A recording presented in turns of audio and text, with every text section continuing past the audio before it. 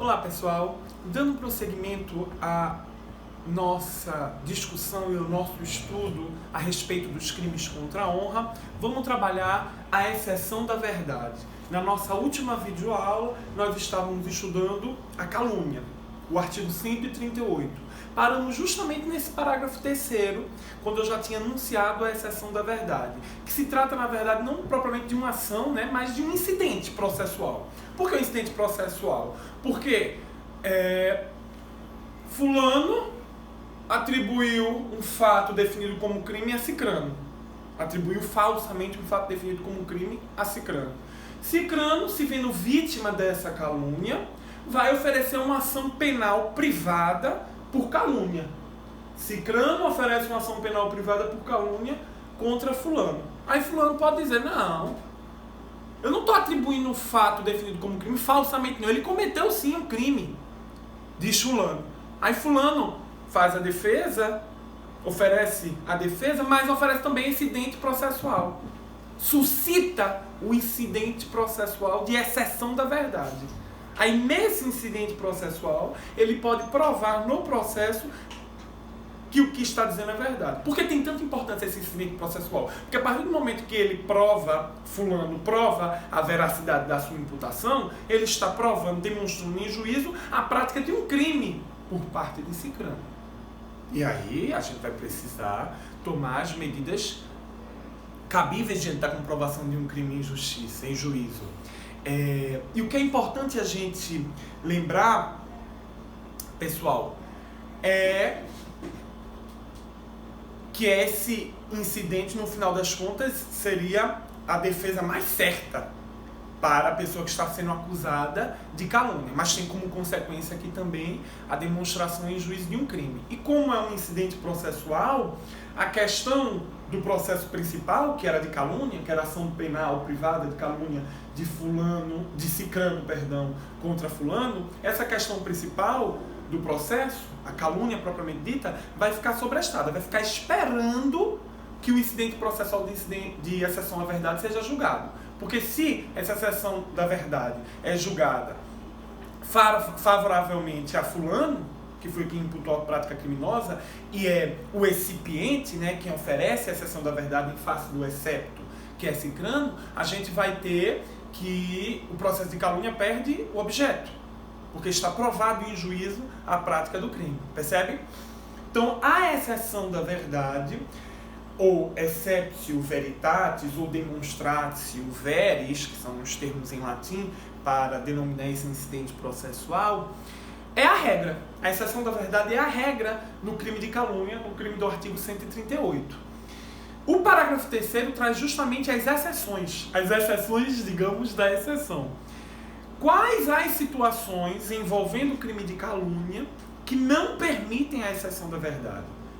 Então, o parágrafo 3º está dizendo justamente isso. Admite-se a prova da verdade, admite-se a exceção da verdade, salvo, exceto, inciso 1, inciso 1º, se, constituindo o fato imputado, crime de ação privada, o ofendido não foi condenado por sentença irrecorrível. Vamos para ficar mais claro, quando você lê, talvez não fique claro isso, quando vocês lerem. Vamos ver um exemplo. Repara só como faz sentido que não seja admissível a exceção da verdade no caso em que o fato imputado constitui crime de ação privada. Vê esse exemplo aqui, ó. O artigo 163 trabalha o crime de dano. Aí no parágrafo único, no inciso 4º, a gente tem o dano qualificado. O dano qualificado pelo motivo egoístico ou o dano qualificado pelo prejuízo considerável à vítima. O crime de dano qualificado pelo motivo egoístico ou pelo dano considerável à vítima é, de acordo com o artigo 167, um crime de ação penal privada. Então exige que a vítima que teve as coisas danificadas ofereça a queixa-crime, a ação penal privada. Imaginem que Tício, ele danifica toda a ornamentação da casa de Mévio. Mévio tinha uma ornamentação belíssima na sua casa e Tício, por raiva de Mévio, porque queria também aquela ornamentação, porque tentou, mas não conseguiu comprar, ou na loja não tinha o que ele queria, ele vai e, por egoísmo, danifica todo toda a ornamentação da casa de Mévio. Então, Tício pratica um crime de dano qualificado pelo motivo egoístico em face de Mévio. Mévio tem aqui o direito de oferecer a queixa-crime em face de Tício. Mévio tem o direito de oferecer ação penal privada pelo crime de dano qualificado em face de Tício. Suponhamos que Mévio não faça. Mévio diz, deixa isso pra lá, coitado dele, passou por tanto problema, por isso que ele tem essa inveja, vou deixar isso pra lá. Não vou exercer o meu direito de ação. Beleza. A Agripina, que é uma vizinha fofoqueira, ela vê a situação, ela percebe o que Tício fez e aí ela atribui esse fato criminoso a Tício. Agripina afirma que Tício danificou toda a ornamentação da casa de Mévio. Agripina diz, olha, Tício quebrou foi tudo. Quebrou os enfeites todos da casa de Mévio. Danificou toda a ornamentação da casa de Mévio. Ela atribuiu, então, Agripina, atribuiu a Tício um fato definido como crime. Aí Tício diz, eu não fiz nada disso, você está mentindo. E Tício oferece uma queixa-crime, uma ação penal privada por calúnia contra Agripina. Porque a Agripina não está atribuindo a ele um fato definido como crime, ele não está dizendo que é falso. Aí Tício oferece essa queixa-crime por calúnia contra Agripina. A Agripina pode se defender da queixa-crime de calúnia, da ação penal privada de calúnia. A Agripina pode se defender. Mas a Agripina não vai poder suscitar o incidente processual de exceção da verdade. A Agripina não vai poder oferecer a exceção da verdade. Não vai poder provar em juízo a verdade do que está falando. Ela pode provar que aquilo dali não é falso, que ela não cometeu o crime de calúnia, mas ela não vai poder, em juízo, suscitar a exceção da verdade para deixar demonstrado, comprovado, provado em juízo que Tício cometeu sim um crime de dano qualificado em face de Mévio. Porque se a Agripina, via a exceção da verdade, comprova a prática desse crime por parte de Tício, a Agripina estará usurpando o direito de queixa de Mévio. Mévio que tem o direito de queixa-crime pelo dano qualificado em face de Tício. Então, se a Agripina, por meio da exceção da verdade, demonstra que Tício cometeu esse crime, deixa provado em juízo, vai ficar provado o crime de dano qualificado de Tício em face de Mévio. E aí se estará usurpando o direito de queixa, o direito da ação penal privada de Mévio. Por isso que não vai se admitir nesse caso. Compreenderam? Tá vendo como um exemplo concreto fica mais fácil de entender isso? É por isso que se constitui o fato imputado crime de ação privada e o ofendido não foi condenado por sentença irrecorrível, não vai ser possível a exceção da verdade sob pena de se usurpar o direito de queixa por terceiro. Inciso 2º, não vai se admitir a exceção da verdade na calúnia se o fato definido como crime é imputado a qualquer das pessoas indicadas no inciso 1º do artigo 141. Basicamente, o presidente da República ou chefe de governo estrangeiro. Inciso 3º, se do crime imputado, se do fato definido como crime imputado, embora de ação pública, o ofendido foi absolvido por sentença irrecorrível. Porque, quando o fato definido como crime imputado é de ação penal privada, você não vai poder oferecer a exceção da verdade se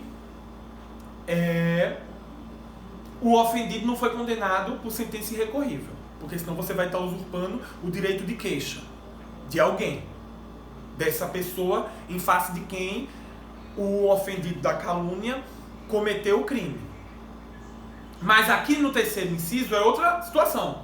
O crime imputado é de ação penal pública. Então não tem usurpação do direito de queixa de ninguém. É crime de ação penal pública, denúncia do Ministério Público, é crime de ação penal pública, o Ministério Público está obrigado a denunciar. Mas, nesses casos, se o ofendido foi absolvido por sentença irrecorrível, não há mais a possibilidade de oferecer exceção à verdade. Porque imagine que, nesse mesmo exemplo, usando sem ser dano agora, né? Tício, ele furtou Mévio. Tício furtou Mévio. Mas ficou depois em juízo, houve processo pelo furto, e em juízo Tício acabou absolvido. Por insuficiência de provas, ou o que quer que seja. Mas Tício ficou absolvido em juízo. Aí se a Agripina pega e diz, olha, Tício furtou Mévio, teve até processo, sim, mas o processo levou à absolvição de Tício. Então não vai ser mais possível que a Agripina suscite um incidente de exceção à verdade. Porque senão a gente estaria desrespeitando essa coisa julgada que é a mais poderosa do direito, que é a coisa julgada material em caso de sentença penal absolutória. Caso a Agripina fosse possível a exceção à verdade e a Agripina demonstrasse em juízo que de fato o furto aconteceu sim, que Tício furtou sim Mévio, a gente teria uma revisão criminal às avessas. A gente estaria revendo a sentença absolutória que Tício já tinha recebido. Isso não é possível. A revisão criminal em direito penal só é possível para beneficiar alguém que foi condenado. Mas não é possível uma revisão criminal para prejudicar alguém que foi absolvido. É por isso que, se do crime imputado, embora de ação pública, o ofendido foi absolvido por sentença irrecorrível, não vai ser possível a exceção da verdade. E aí eu quero chamar a atenção das senhoras e dos senhores para mais duas coisas. Primeiro, é o que nos diz o artigo 85 do CPP, do Código de Processo Penal. De acordo com o artigo 85 do CPP, caso excepto, a pessoa em face de quem se oferece a exceção da verdade e a pessoa, portanto, que você quer demonstrar em juízo que cometeu sim um crime, caso excepto, por qualquer razão, tenha foro por prerrogativa de função, será processado e julgado no tribunal competente à exceção da verdade. Então eu pego e digo que um deputado cometeu desvio de dinheiro, cometeu o crime que a gente impropriamente chama de corrupção.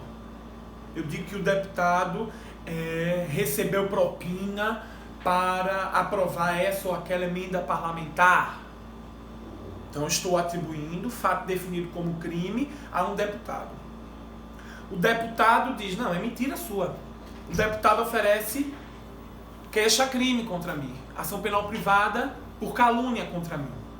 Aí eu pego e digo, não, o que eu estou dizendo é verdade sim, eu não cometi crime de calúnia não, eu estou imputando o fato definido como crime a este deputado, porque ele cometeu esse fato definido como crime. E eu ofereço a exceção da verdade, esse incidente processual. Ofereço um incidente processual de exceção da verdade em face desse deputado. O que é que tem que acontecer? Não vai poder o juízo de primeiro grau julgar essa exceção da verdade, porque se ficar comprovado que o deputado cometeu o mesmo crime, o juiz de piso, o juízo de primeiro grau, vai estar usurpando a competência que é do Supremo Tribunal Federal, em virtude do foro por prerrogativa de função. Então aqui a gente vai ter que, nesse caso, o entendimento do Supremo é a instrução dessa exceção da verdade vai ser feita até no primeiro grau. A instrução, a colheita de provas, mas o julgamento definitivo da exceção da verdade vai ser feita pelo Supremo Tribunal Federal. Agora já existem algumas discussões doutrinárias, sobretudo com as modificações que foram acontecendo em torno do foro por prerrogativa de função, né, o chamado foro privilegiado, e aí a gente vai ter assim, se eu estou acusando o deputado, naquele meu exemplo, de um crime funcional, um crime que ele cometeu no mandato e em decorrência do mandato, foi o exemplo que eu dei, ele recebeu propina para aprovar uma emenda parlamentar, aí tudo bem.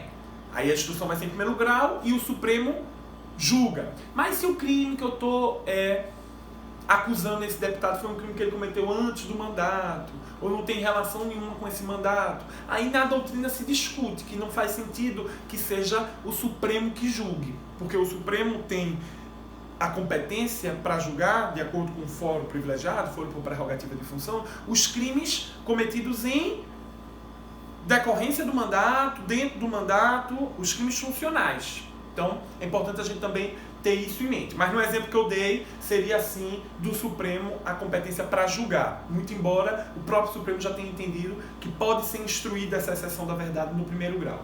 E mais, temos ainda no artigo 523 do Código de Processo Penal a chamada exceção de notoriedade. A gente não tem apenas então a possibilidade de exceção da verdade, quando se vai demonstrar em juízo que a pessoa de fato cometeu aquele crime. Temos também a exceção de notoriedade quando você argumenta que aquele fato que está sendo imputado, o fato definido como crime que está sendo imputado ao outro, já é de domínio público. Então não é a imputação do fato definido como crime que eu que estou imputando sei falsamente, que eu sei que não aconteceu.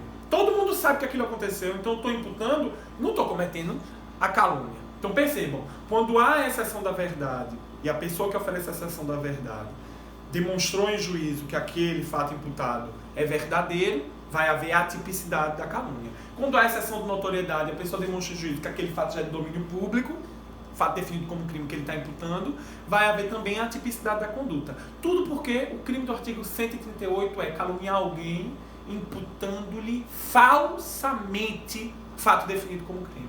Então, se você demonstra a verdade do fato, não há o crime do artigo 138. Fica faltando esse elemento normativo do tipo relevantíssimo, que é a falsidade da imputação. Tá certo? Vamos para o próximo. Princípio da especialidade, senhoras e senhores. Aqui a gente vai ter que lembrar da Lei de Segurança Nacional, que é a Lei 7.170 de 1983, de acordo com o artigo 26 da Lei de Segurança Nacional, quando a calúnia ou a difamação, ela se dirige ao presidente da República, o presidente dos poderes, o presidente da República, ou o presidente do Senado Federal, ou o presidente da Câmara dos Deputados, ou o presidente do Supremo Tribunal Federal, quando a gente calunia ou difama essas autoridades, imputando-lhe fato definido como crime, ou fato ofensivo à sua reputação, ou a calúnia, o fato definido como crime, ou fato ofensivo à sua reputação, a difamação, quando é contra essas autoridades, a gente não vai mais trabalhar com o artigo 138 e 139 do Código Penal. A gente vai trabalhar com o artigo 26 da Lei de Segurança Nacional, que tem uma pena maior, pena de 1 a 4 anos, não é crime mais de menor potencial ofensivo, é crime de médio potencial ofensivo. Na mesma pena vai incorrer quem, conhecendo o caráter ilícito da imputação, a propala ou divulga, que é aquela mesma previsão que a gente tem para calúnia no Código Penal. Então, quando você imputa um fato definido como crime, falsamente, ao presidente da República, o senhor Jair Bolsonaro, ou ao presidente do Senado, o senhor Davi Alcolumbre, ou ao presidente da Câmara dos Deputados, o senhor Rodrigo Maia, ou ao presidente do Supremo Tribunal Federal, o senhor Dias Toffoli, você não vai estar mais no Código Penal, você vai estar na Lei de Segurança Nacional, porque aqui se tem uma tutela mais severa a essas pessoas em virtude do cargo que elas ocupam, né? Que exige essa proteção, passa a ser uma questão de segurança nacional. Temos ainda a Lei de Imprensa, a Lei 5250 de 1967, que tratava dos crimes contra a honra quando praticados pela imprensa. Sobre essa lei é importante a gente lembrar da DPF 130, julgada em 2009 pelo Supremo Tribunal Federal.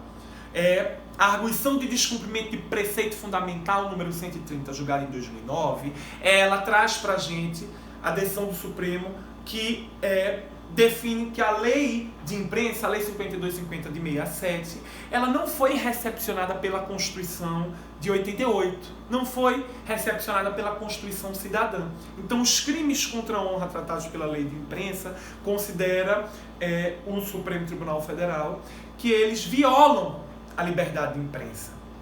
Então, a gente não vai aplicar a lei de imprensa no caso dos crimes contra a honra. A gente vai aplicar a regra geral do Código Penal e do Código de Processo Penal. Então essa lei não foi recepcionada pela Constituição de acordo com o nosso Supremo Tribunal Federal no julgamento da DPF número 130.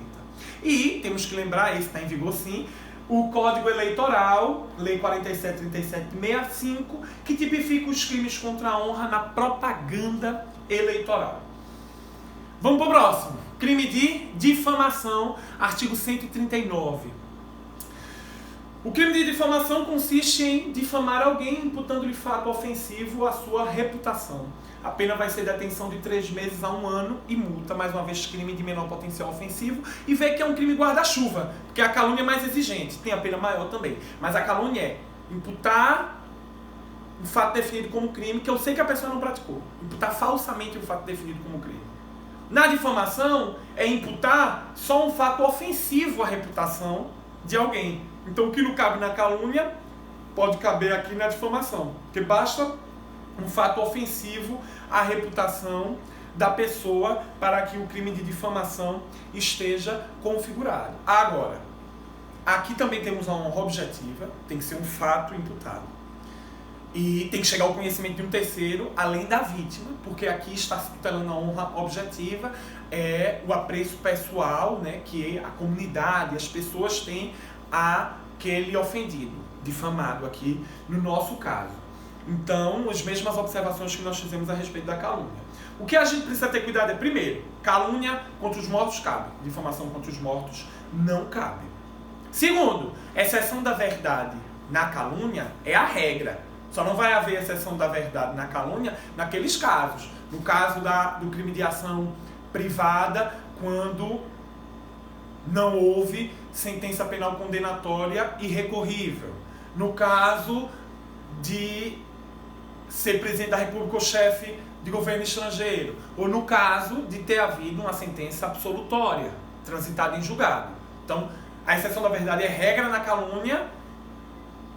E o parágrafo 3º, nos seus 3 incisos, trazem as exceções, em que não vai caber a exceção da verdade na calúnia. Já na difamação, a exceção da verdade é ela sim excepcional. Ela não vai caber sempre. Ela só vai caber a exceção da verdade, somente vai ser admitida se o ofendido é funcionário público e a ofensa é relativa ao exercício das suas funções. Porque aqui a administração pública tem interesse em saber se o funcionário público é digno daquele cargo. Então, se alguém está imputando um fato ofensivo à reputação do funcionário público e o fato diz respeito à atuação dele como funcionário público, esse funcionário público vai ter direito de oferecer a exceção da verdade para demonstrar em juízo que aqueles fatos imputados não correspondem à verdade, não são verdadeiros.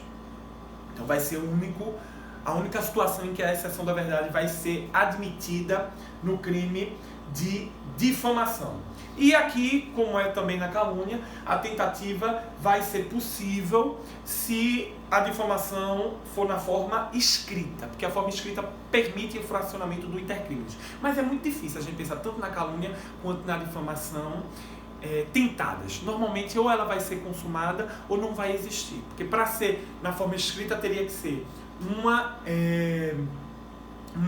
difamação que você escreve numa carta e essa carta acaba sendo interceptada antes de chegar ao conhecimento de terceiros. É uma situação muito rara, muito peculiar. Na prática, ou o crime se consuma ou não se consuma. Mas vale a mesma coisa que a gente já tinha discutido antes, é crime informal, então não precisa que efetivamente a ofensa gere um abalo, um apreço que a comunidade tem àquela pessoa, né? Basta que ela chegue ao conhecimento de um terceiro, o fato ofensivo chega ao conhecimento de um terceiro, o fato ofensivo contra a vítima, chegando ao conhecimento do terceiro, está consumada a difamação. Ainda que a honra objetiva não venha a ser abalada, porque o crime aqui é formal, o resultado naturalístico é dispensável. Basta a própria conduta, a conduta de imputar um fato ofensivo à reputação de alguém com ânimos de difamar, né? A pessoa que difama alguém tem a intenção de difamar alguém, o dolo específico de difamar alguém, imputando fato ofensivo à reputação desse alguém. Tá certo? O próximo é o crime de injúria, o crime do artigo 140, mas eu vou continuar na nossa próxima videoaula para o vídeo não ficar muito comprido. Até lá!